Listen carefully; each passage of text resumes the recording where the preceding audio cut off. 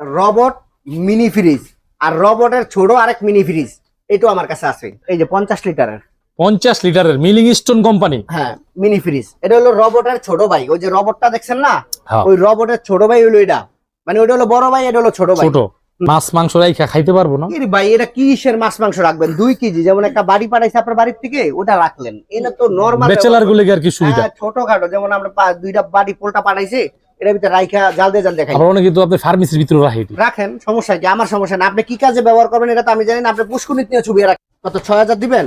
না 6000 দিমু। কত দিবেন? আরো কম, 4000 দিমু। না ভাই 4000 হইব না। একটু বাড়াই দেই। কত দিবেন বাড়ায় বলেন? 500 বাড়াই দিন। আচ্ছা ঠিক আছে, 4500 করে দেন। 4500 গ্যাস কম্প্রেসার অরিজিনাল। এই দেখেন, সঠিক তো নাকি আবার বুং বাং বুঝাই দিবেন? এটা যদি কোনো টেকনিশিয়ানের হাতে পড়ে তাহলে উনি বুঝবো, আপনার আমি বুঝবো না।